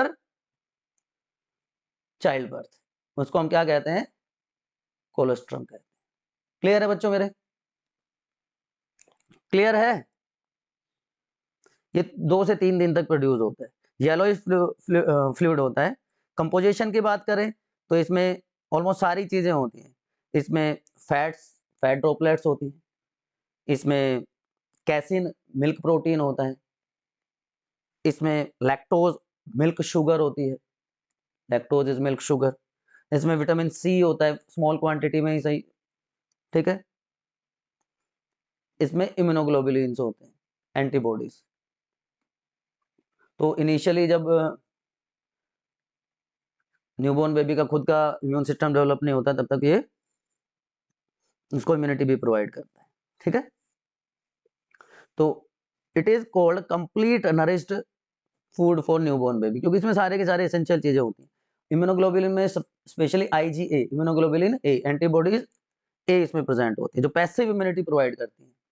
provide, ये एक और क्वेश्चन बन जाता है, इसलिए प्रोवाइड पैसिव इम्यूनिटी, कि मदर से बच्चे में जो इम्यूनिटी आती है वो आर्टिफिशियल पैसिव इम्यूनिटी कहलाती है। Function of Leydig cells. Leydig cells क्या होती है? लेडिग सेल्स क्या होती हैं बच्चों को तो पता ही नहीं है। मेरे बच्चों को तो पता ही नहीं है लेडिग सेल्स क्या है, इंटरस्टिशियल सेल्स क्या है। देखो बच्चों, टेस्टिस में इस तरह से इंटरनल कंपार्टमेंट्स होते हैं, जिनको हम टेस्टिकुलर लोब्यूल्स कहते हैं, और टेस्टिकुलर लोब्यूल्स में 1 से 3 सेमिनिफेरस ट्यूब्यूल्स होते हैं, राइट, सेमिनिफेरस ट्यूब्यूल्स होते हैं। नाउ अगर हम क्रॉस सेक्शन देखें सेमिनिफेरस ट्यूब्यूल का, ठीक है ना, तो सेमिनिफेरस ट्यूब्यूल में व्हाट यू से, इसमें स्पर्मेटोगोनिया प्रेजेंट होते हैं, मेनली इसमें स्पर्मेटोगोनिया प्रेजेंट होते हैं, जिसको मेल जर्म सेल्स भी कहते हैं। लेकिन बीच बीच में कहीं कहीं पे इसमें कुछ टॉल सेल्स होती हैं जिनको सर्टोली सेल्स कहते हैं। क्या कहते हैं? Sertoli cells. ये आपको दिख रही है। और इसका जो साइटोप्लाज्म है उसको क्या कहते हैं? इंटरस्टिशियम। तो इंटरस्टिशियम में भी कुछ सेल्स प्रेजेंट होती है, they are known as interstitial cells और लेडिग सेल्स। इंटरस्टिशियल सेल्स और लेडिग सेल्स। तो सेमिनिफेरस ट्यूब्यूल का डायग्राम भी इंपॉर्टेंट है, ठीक है। तो ये है सेमिनिफेरस ट्यूब्यूल का डायग्राम कि सबसे पहले बेसमेंट मेम्ब्रेन है नीचे, दिस इज बेसमेंट मेम्ब्रेन। एक के साथ 2 क्वेश्चन, 1 बाय 1 गेट 1 वाला ऑफर है, बेसमेंट मेम्ब्रेन है, ठीक है। सिंगल लेयर्ड जर्मिनल एपिथेलियम जिसको हम कह सकते हैं। इसके अलावा इसमें सर्टोली सेल्स हैं जो मैं बता रहा था, लार्ज सेल्स है, क्यूबोइडल सेल्स हैं, मेल जर्म सेल्स हैं, स्पर्मेटोगोनियम। अब होता क्या है, cuboidal cells undergoes mitosis to produce spermatogonia. क्या प्रोड्यूस करती हैं? स्पर्मेटोगोनिया। स्पर्मेटोगोनिया चेंज हो जाती है प्राइमरी स्पर्मेटोसाइट में। स्पर्मेटोगोनिया और स्पर्मेटोगोनियम दोनों के दोनों डिप्लॉइड कंडीशंस हैं। Primary spermatocyte undergoes meiosis, reductional division होगा और उससे क्या बन जाएगा? Secondary spermatocyte which is haploid. Secondary spermatocyte is haploid. Secondary spermatocyte changes into spermatid, spermatid, और वहां से क्या बन जाता है? स्पर्मेटोजोआ या स्पर्म। चलिए अब हम क्वेश्चंस पे आते हैं पहले, उसके बाद और बातें करेंगे। तो जो इंटरस्टिशियल सेल्स हैं they are endocrine part of testis, they are endocrine part of testis, ठीक है। कि सेमिनिफेरस ट्यूब्यूल के जो छोटे छोटे ग्रुप हैं सेल्स का, जो राउंडेड सेल्स हैं, वो क्या कहलाती हैं? Leydig cells. दे सिक्रीट, क्या सिक्रीट करेंगी? एंड्रोजन। एंड्रोजन एक कॉमन वर्ड है मेल सेक्स हार्मोन के लिए, और मेल में androgen is testosterone. Male sex hormone testosterone वो प्रोड्यूस करती है, ठीक है। मेल सेक्स हार्मोन वो प्रोड्यूस करती है। क्लियर है बच्चों? कोई कंफ्यूजन? अब release of sperm from seminiferous tubule is known as spermiation. Release of sperm from seminiferous tubule is known as spermiation. याद रह जाएगा ये भी। चलो जी, बहुत अच्छी बात है। अगला क्वेश्चन देखते हैं। What is the significance of zona pellucida layer in human egg cell? Egg cell में जोना पेलुसिडा लेयर का क्या इंपॉर्टेंस है? चलो देखो, आपको अगर डायग्राम याद हो ओवम का, दिस इज ओवम। ओवम तो जो आउटर मोस्ट लेयर है वो क्या है? कोरोना रेडिएटा है। उसके बाद जोना पेलुसिडा है, राइट। तो मैच्योर ओवम और फीमेल गैमेट स्फेरिकल है शेप में। साइटोप्लाज्म में क्या है? साइटोप्लाज्म को ऊप्लाज्म कहते हैं, साइटोप्लाज्म को ऊप्लाज्म कहते हैं। यहाँ पे क्या है? Large nucleus. इस लार्ज न्यूक्लियस को जर्मिनल वेसिकल कहा जाता है। Large nucleus is known as germinal vesicle. Clear है बच्चों? याद रह जाएगा। और उसी में एक छोटा सा न्यूक्लियोलस भी आपको दिख रहा है। साइटोप्लाज्म के चारों तरफ क्या है? प्लाज्मा मेम्ब्रेन है, सेल मेम्ब्रेन है। अब प्लाज्मा मेम्ब्रेन के बाहर एक स्पेस प्रेजेंट है जिसको कहते हैं previtelline space, which is known as previtelline space. और उस प्री विटिलिन स्पेस के जस्ट बाहर जो लेयर प्रेजेंट है that is known as zona pellucida. इस प्री विटिलिन स्पेस के जस्ट बाहर जो लेयर है that is known as zona pellucida. और उसके बाहर जो है कोरोना रेडिएटा। तो आउटर मोस्ट कोरोना रेडिएटा, फिर जोना पेलुसिडा, फिर न्यूक्लियर मेम्ब्रेन, ठीक है। क्लियर है? तो अब आपको समझ में आ गया कौन सी लेयर कहां पे प्रेजेंट है। एक्सेल का डायग्राम भी आप एक्सप्लेन कर सकते हो। अब जोना पेलोसोडा का काम क्या है? It support early development of oocyte, ये वाली लेयर, इसकी बात कर रहे हैं हम। ये बाहर तो क्या हो गया? कोरोना रेडिएटा हो गया, ये वाला पार्ट तो कोरोना रेडिएटा है। गैमेट रिकॉग्निशन में हेल्प करता है क्योंकि वो भी फर्टिलाइजिंग, एंटी फर्टिलाइजिंग है। पोलिस्पर्मी को रोक देगा ये, आगे हम पढ़ेंगे कोर्टिकल रिएक्शन होगी, cortical reaction prevents polyspermy. Protect early embryo, implantation से पहले उसको प्रोटेक्शन प्रोवाइड करता है। अगर जोना पेलोसोडा नहीं हो तो फर्टिलाइजेशन नहीं होगा, फर्टिलिटी पावर लूज हो जाएगी, स्टेरिलिटी हो जाएगी। ठीक है बच्चों मेरे, चलो बहुत important question, spermatogenesis and oogenesis। Spermatogenesis and oogenesis बहुत बहुत इंपॉर्टेंट क्वेश्चन है, आप स्किप नहीं कर सकते, आपको याद करना ही करना पड़ेगा, कैसे भी करें आप इसको याद करे बगैर नहीं छोड़ सकते। स्पर्मेटोजेनेसिस और oogenesis, मेल गैमेट की फॉर्मेशन स्पर्मेटोजेनेसिस, फीमेल गैमेट की फॉर्मेशन oogenesis, दोनों को कंपेयर कर रहा हूं। तीन फेजेस होते हैं, multiplication phase, growth phase, maturation phase. इसको मैच्योरेशन फेज या डिफरेंशिएशन एक ही बात है, मैच्योरेशन फेज। देखो सबसे पहले क्या होता है दोनों प्रोसेसेस में कि जो प्रिकर्सर सेल होती हैं दे आर डिप्लॉयड। स्पर्मेटोजेनेसिस में उनको हम स्पर्मेटोगोनियम कहेंगे, oogenesis में हम उसको ooगोनियम कहेंगे। They undergo mitotic division to form primary spermatogonium and primary oocyte। फिर मियोसिस हो गया तो सेकेंडरी स्पर्मेटोगोनियम की फॉर्मेशन हो गई और वहां से स्पर्मेटिड बन गए which give rise to sperms. Male में कंपैरेटिवली इजी है प्रोसेस, राइट। अब कहां से रिडक्शनल डिवीजन हुआ? प्राइमरी स्पर्मेटोसाइट तक तो ये है डिप्लॉयड और उसके बाद है सारी हैप्लॉयड, ठीक। फीमेल में प्रोसेस थोड़ी सी कॉम्प्लिकेटेड है, कैसे है बता दो। चलिए प्यूबर्टी पे क्या होगा और व्हाट यू से बर्थ पे क्या होगा, बहुत सारी चेंजेस होते हैं फीमेल्स में oogenesis में। तो सबसे पहले है multiplication phase, cell divide by mitosis. तो जो उगोनिया है प्राइमरी oocyte फॉर्म में प्रेजेंट है, माइटोटिक डिविजन के बाद वो उगोनिया बना देते हैं, ठीक है। They undergo mitotic division to form primary oocyte during fetal life. Fetal life में ये हो रहा है और प्राइमरी oocyte स्टेज में ये अरेस्ट हो जाता है, प्राइमरी फोलिकल साइज में प्राइमरी oocyte स्टेज में ही ये अरेस्ट हो जाता है, ठीक है। कौन सी स्टेज में? प्रोफेज में, प्रोफेज ऑफ मियोसिस 1, ठीक। क्लियर है, यहां तो कोई कंफ्यूजन? सो एट बर्थ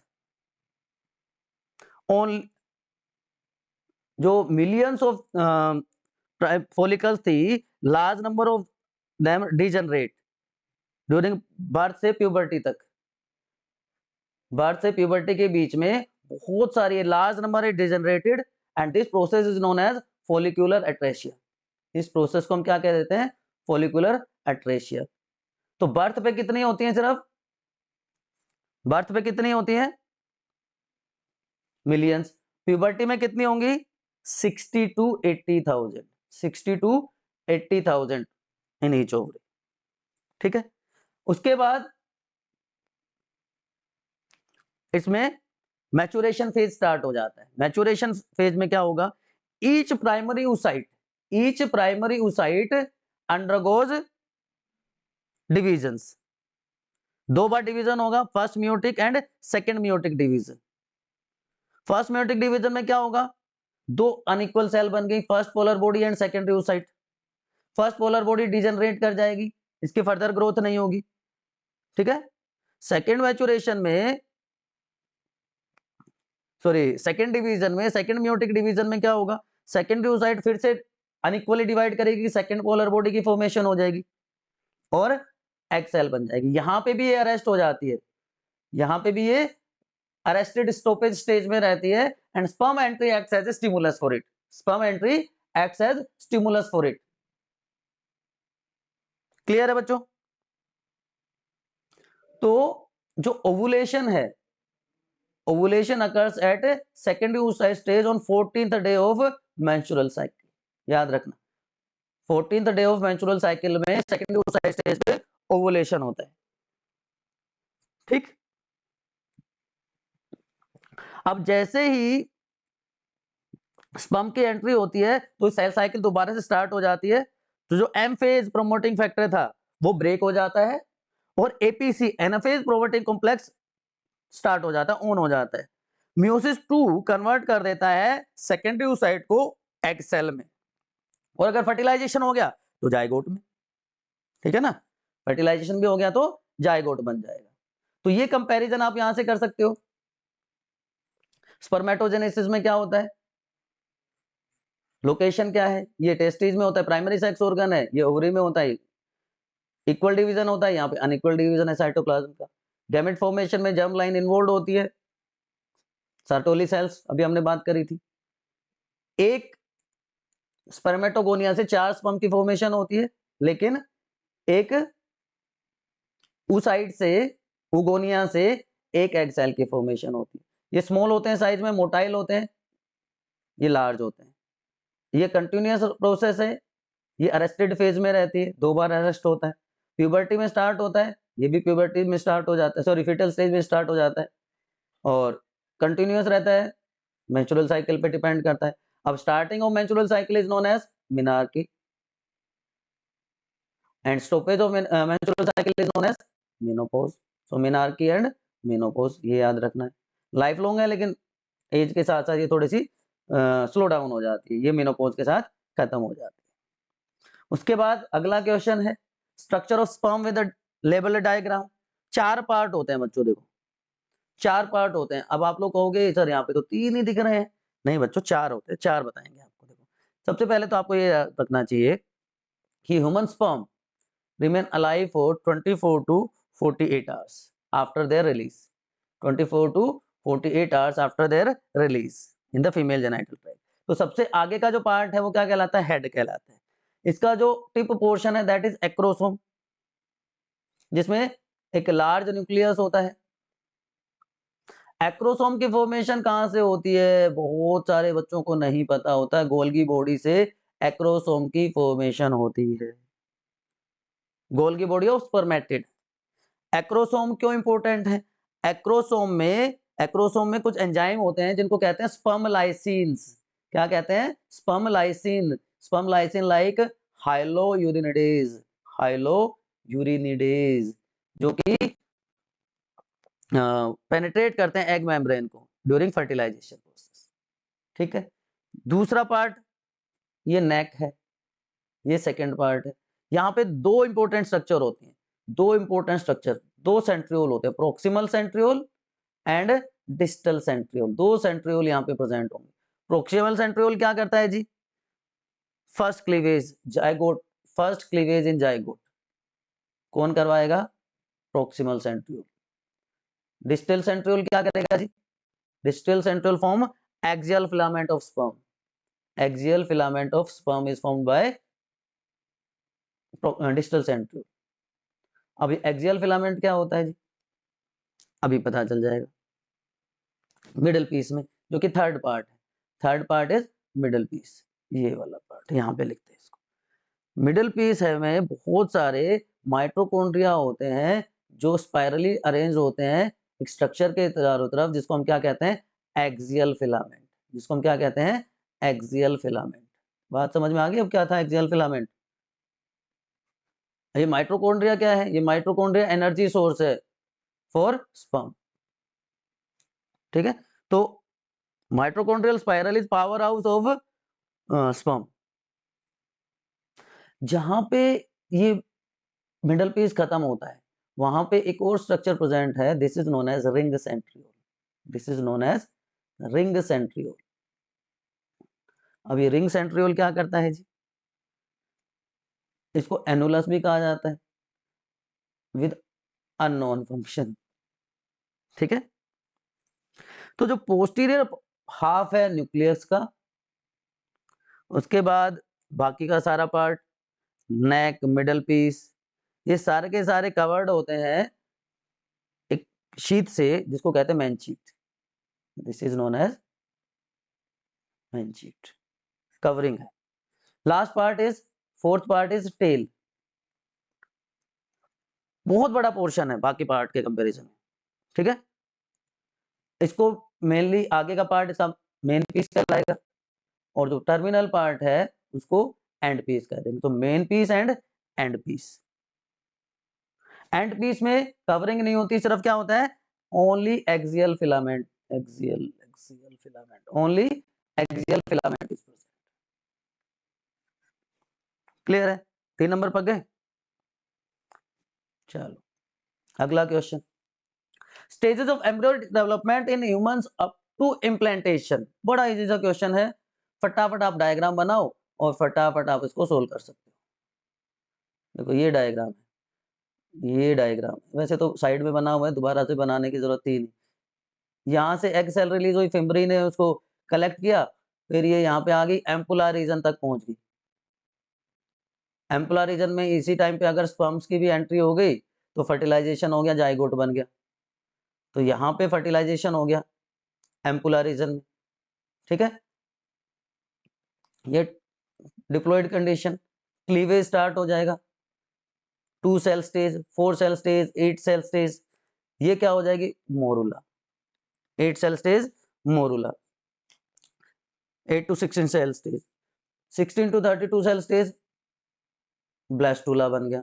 अब ब्लास्टूला अपने आप को अरेंज कर लेता है to the endometrial wall, endometrial wall के साथ अपने आप को अरेंज कर लेता है, अटैच कर लेता है, and this process is known as implantation. It occurs 7 days after fertilization, 7 days after fertilization implantation occurs.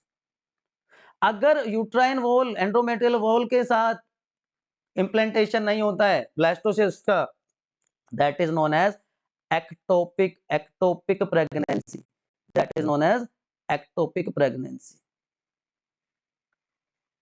Clear है बच्चों, याद रह जाएगा। चलो चलो चलो चलो चलो चलो, structure and function of placenta. Placenta क्या होता है, प्लेसेंटा है इंटीमेट कनेक्शन है, इंटीमेट कनेक्शन है किस किस के बीच में, किस किस के बीच में, foetus, foetus plus plus uterine wall of mother, plus uterine wall of mother. वो कनेक्शन क्या कहलाता है, प्लेसेंटा कहलाता है। ठीक है बच्चों। Outer surface of the chorion in human being develop from number of finger like projections. तो आगे मैंने आपको बताया है टाइप ऑफ इलाई में, सॉरी टाइप ऑफ प्लेसेंटा में। तो एक तो हो गया कोरियोनिक प्लेसेंटा, क्या हो जाएगा, chorionic, because develop from Korean, develop from Korean in human beings.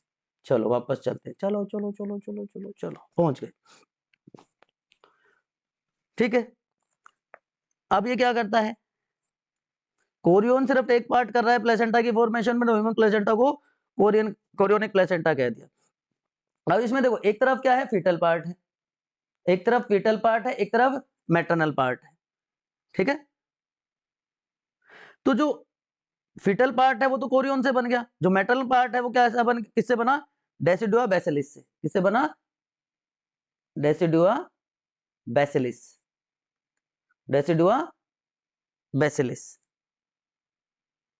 अब जो फीटल पार्ट है वो ग्रो करता है, इन्वेड कर देता है यूट्राइन म्यूकोसा को, और फिर मदर के ब्लड में बात करता रहता है, मतलब उसमें पूरी तरह चला जाता है, ठीक है।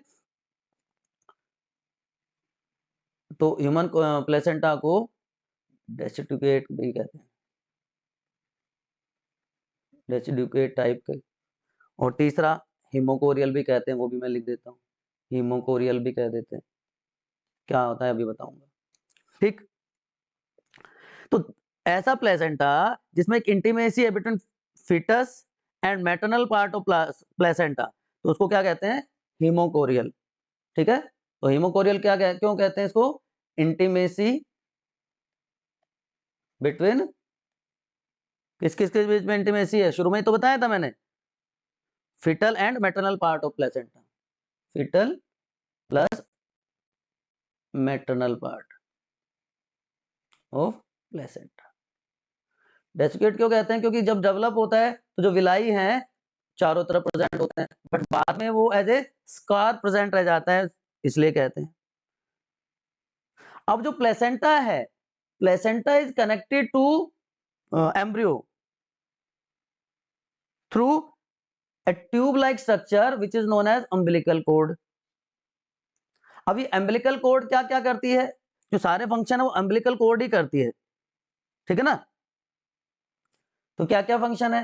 ये न्यूट्रिशन प्रोवाइड करती है टू डेवलपिंग एम्ब्रियो, ये रेस्पिरेशन में हेल्प करती है, रेस्पिरेटरी गैसेस प्रोवाइड करती है, ये जो वेस्ट है उसको एक्सक्रीट कर देती है, स्टोरेज में हेल्प करती है,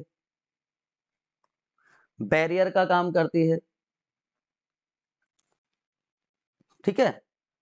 और जो ह्यूमन प्लेसेंटा है, human placenta acts as endocrine gland, human placenta acts as endocrine gland. Starting वाला क्वेश्चन याद है, हार्मोन रिलीज बाय प्लेसेंटा, वो यही है। क्या क्या रिलीज करती है? एस्ट्रोजन। प्लेसेंटा क्या क्या रिलीज करता है? Oestrogen, progesterone, human chorionic gonadotropin HCG, HPL human placental lactogen. और in later stages of pregnancy, in later stages of pregnancy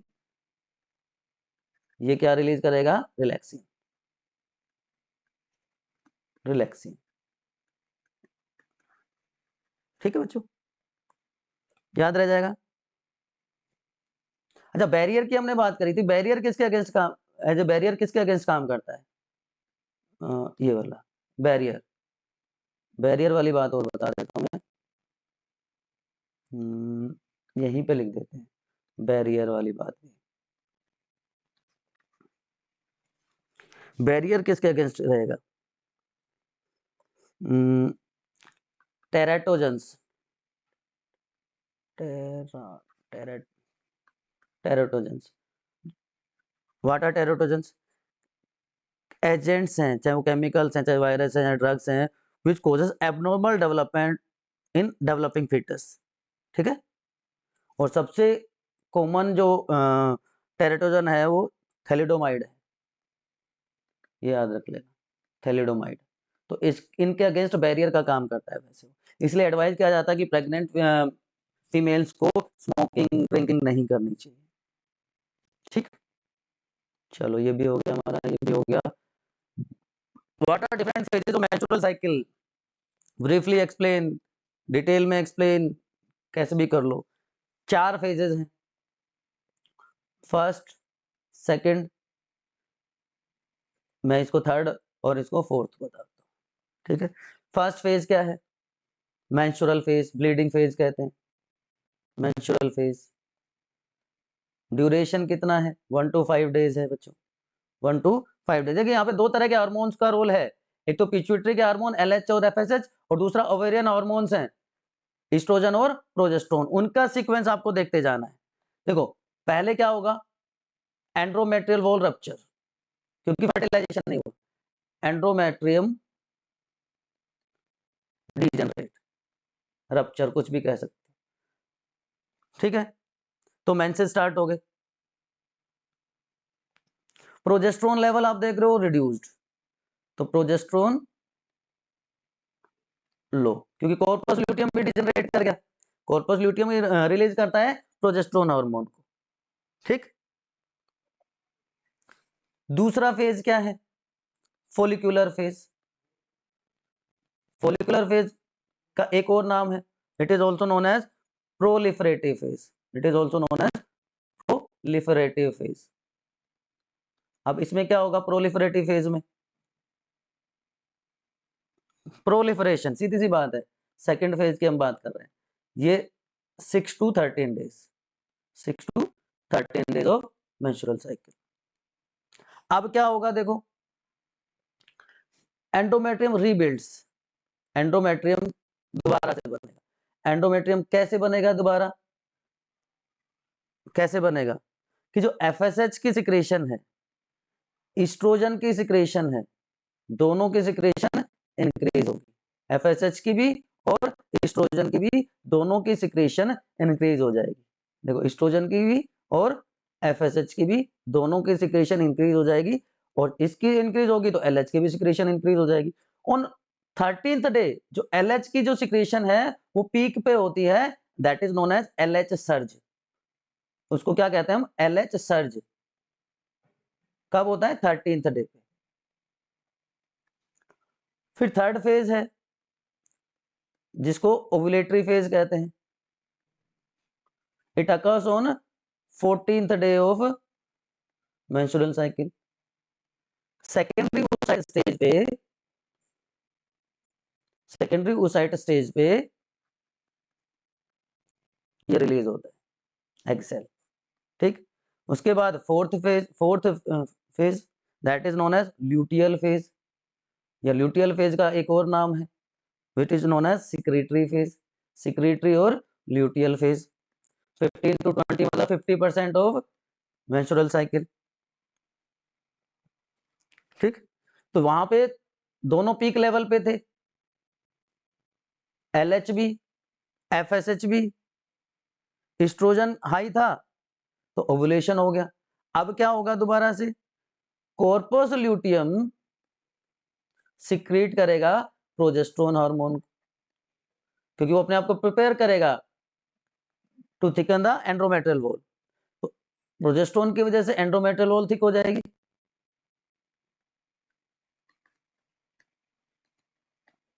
है ना, ये थिक हो जाएगी, और यूट्राइन ग्लैंड जो है वो सिक्रेटरी हो जाएंगे। Uterine gland become secretory. ये चेंजेस होते हैं ड्यूरिंग मेंस्ट्रुअल साइकिल। याद रह जाएगा? चलो बच्चों मेरे, और इंपॉर्टेंट क्वेश्चंस की बात कर लेते हैं। ये ऑलरेडी मैं बता चुका हूं, स्पर्मेटोजेनेसिस, दोबारा से आपको इसको करने की जरूरत नहीं है, ऑलरेडी हम डिस्कस कर चुके हैं, है ना। उसके बाद है process of fertilization. Yes, this is important. Process of fertilization in human beings. Fertilization कैसे होता है? बोलो, फर्टिलाइजेशन प्रोसेस कैसे होती है? बोलो बोलो बोलो बोलो बोलो बोलो बोलो।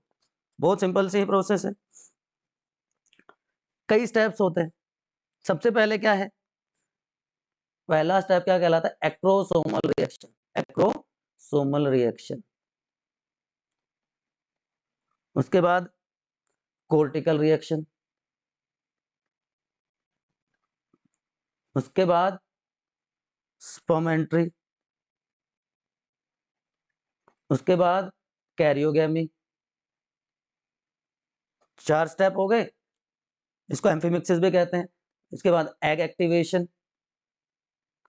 एग एक्टिवेशन, बस हो गया काम खत्म। चलो कैसे कैसे होगा?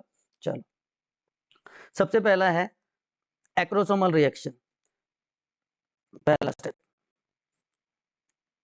After ovulation. ओवुलेशन होने के बाद क्या होगा? जो सेकेंडरी oocyte है वो कहां पहुंचेगा? रीचेज द फैलोपियन ट्यूब या ओविडक्ट जिसको आप कहते हैं। अब जो स्पर्म आया है उसके ऊपर बहुत सारे केमिकल्स हैं, लगे हुए हैं, तो उस स्पर्म से केमिकल्स को, सब्सटेंसेस को रिमूव करना, that is known as capacitation of sperm. Capacitation of sperm. ठीक, अब इसके लिए क्या होगी? एक्रोसोमल रिएक्शन होगी, तो बहुत सारे केमिकल जिसको हम कहते हैं, वो एक्रोसोम जो है वो स्पर्म राइसिन से रिलीज करता है। ठीक है, optimum pH, magnesium ion, calcium ion की जरूरत होती है।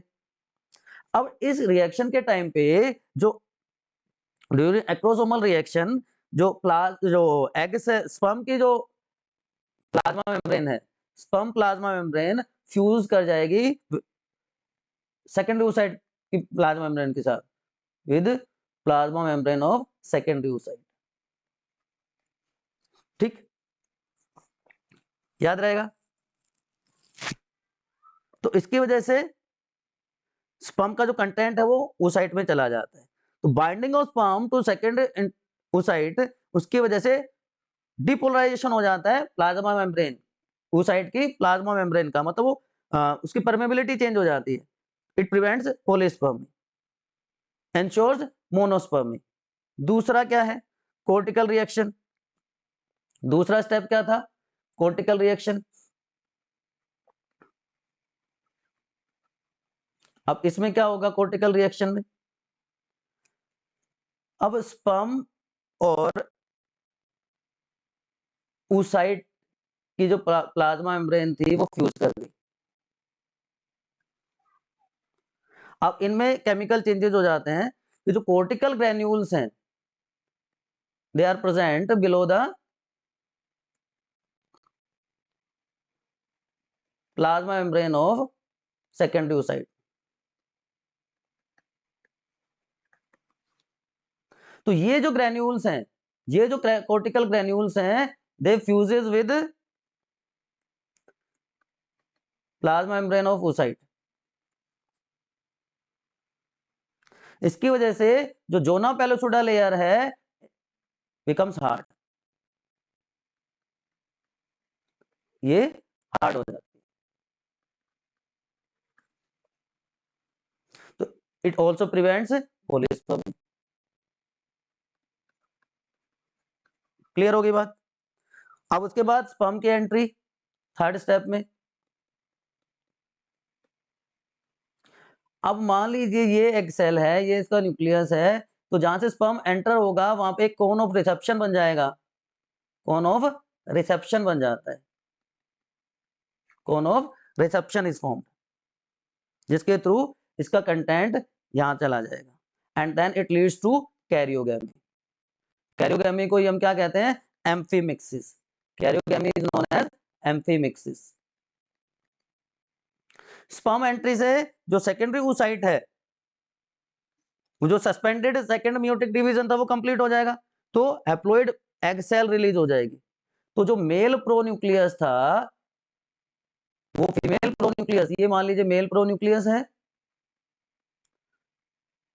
ये फीमेल प्रोन्यूक्लियस है, 23 इसमें है, 23 इसमें है, ये फ्यूज हो जाएंगे दोबारा से और ये 46 बन जाएगा, जायगोट इज फॉर्म्ड। ठीक। Lastly egg activation occurs, egg activation occurs. Sperm entry ने स्टिमुलेट कर दिया जायगोट के मेटाबॉलिज्म को, तो rate of respiration, cellular respiration की बात है यहाँ पे, सेलुलर रेस्पिरेशन का रेट बढ़ जाएगा, सिंथेटिक एक्टिविटीज बढ़ जाएंगी। ठीक है। So these are the changes which occurs during fertilization. तो 2 चैप्टर बच्चों हमने कंप्लीट कर लिए हैं।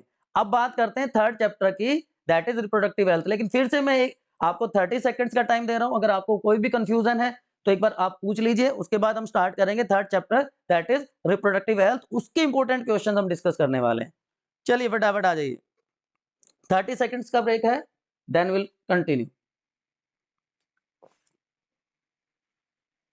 तब तक हम पहला क्वेश्चन देख लेते हैं, 2 advantages of using condoms as contraceptive. इस चैप्टर में सीधे सीधे क्वेश्चन आते हैं बच्चों।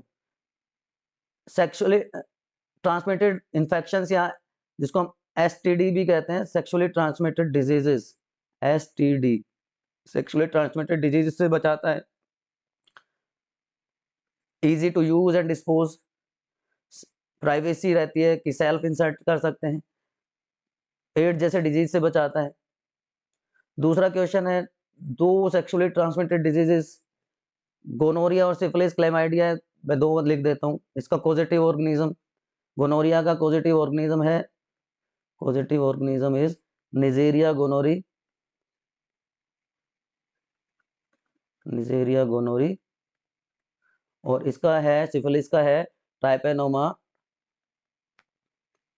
पैलिडम, ट्राइपोनोमा पैलिडम, ये पॉजिटिव ऑर्गेनिज्म हो गए। चलो जी, अगला क्वेश्चन है, what is MTP? MTP stands for medical termination of pregnancy, stands for medical termination of pregnancy. Legally allowed कब है? कुछ ऐसे केसेस हो जाते हैं, कुछ ऐसे सर्कमस्टेंसेस हो जाते हैं बच्चों कि जो प्रेगनेंसी है उसको कैरी फॉरवर्ड करना मुश्किल होता है। जैसे अनवांटेड प्रेगनेंसी हो जाए, कुछ रेप विक्टिम्स का केस हो सकता है, अर्ली मैरिज वाले केसेस हो सकते हैं, राइट? कॉम्प्लिकेशन हो जाए प्रेगनेंसी के टाइम पे कि भाई फीटस या मदर को लाइफ थ्रेटन हो जाए, या कंजेनाइटल डिफेक्ट्स हो जाए, बाय बर्थ डिफेक्ट्स जो होते हैं, वो ऐसा कोई डिफेक्ट डिटेक्ट हो जाए तो उस केस में एमटीपी अलाउड होती है फर्स्ट ट्राइमेस्टर तक।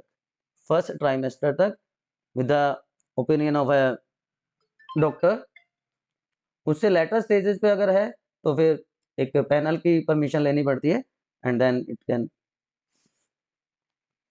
To STDs that are not curable, तो इसमें आप वायरल एसटीडीज का एग्जांपल दे सकते हो, आप एड्स का एग्जांपल दे सकते हो, आप इसमें हेपेटाइटिस बी का एग्जांपल दे सकते हो, राइट? दो एग्जांपल आप दे सकते हो। उसके बाद जो नेक्स्ट क्वेश्चन आता है बच्चों, that is role of reproductive and child health care in India, RCH programme जिसको कहते हैं, reproductive and child health care. ये क्या करता है? It improves reproductive and child health in India, maternal और इन्फेंट मोर्टेलिटी को रिड्यूस किया है, infant mortality rate and maternal mortality rate down इसीलिए हुए, इन्हीं की वजह से हुए, ठीक है?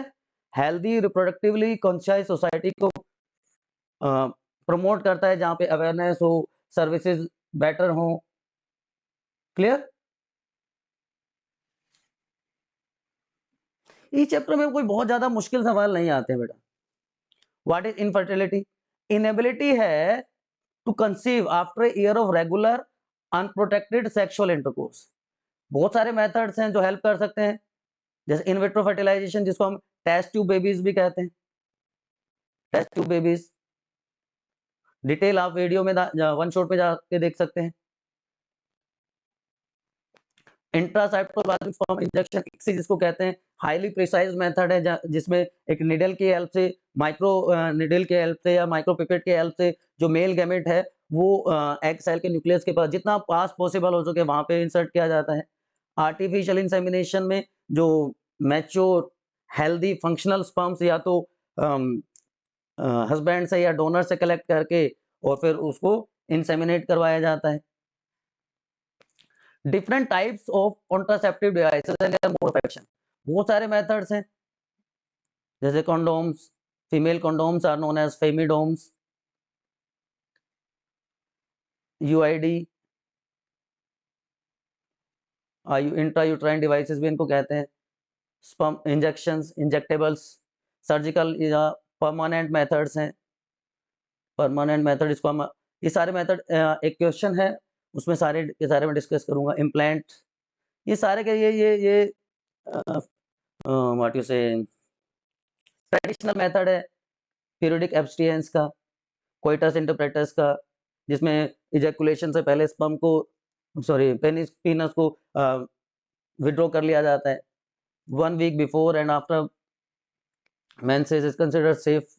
तो ये सारे मेथड्स हैं। ये वाला जो क्वेश्चन मैं आपको बता रहा था, ये वाला क्वेश्चन आप कर सकते हो कि बहुत सारे मेथड्स हैं, नेचुरल मेथड्स, विड्रॉल मेथड है, पीरियोडिक एब्स्टिनेंस है, रिदम मेथड है। विड्रॉल मेथड में क्या करते हैं, इजैकुलेशन से पहले पीनस को फीमेल वेजाइनल ट्रैक्ट से बाहर निकाल लिया जाता है, लेकिन ये बहुत रिस्की है।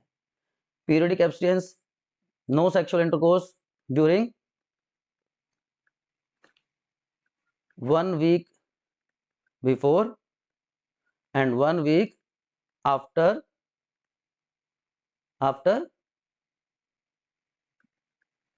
Ovulation. Rhythmic method, sorry this is periodic abstinence में, इसमें तो इंटरकोर्स किया ही नहीं जाता, ठीक है। इसमें एक और मेथड आप दे सकते हो, लैक्टेशनल एमनोरिया, लैक्टेशनल एमनोरिया, ये 6 मंथ तक इफेक्टिव है कि आफ्टर चाइल्ड बर्थ 6 मंथ तक मेंसेस नहीं होते, तो इट इज सेफ पीरियड। उसके बाद आता है केमिकल मेथड्स, इसमें कॉन्ट्रासेप्टिव पिल्स हैं which are combinations of progesterone and oestrogen, जो ओव्यूलेशन नहीं होने देते। Progesterone only prevents implantation of blastula. Spermicidals हैं जो स्पर्म्स को किल कर देते हैं वजाइना में, तो कंडोम्स या डायफ्राम के साथ उसको यूज कर सकते हैं।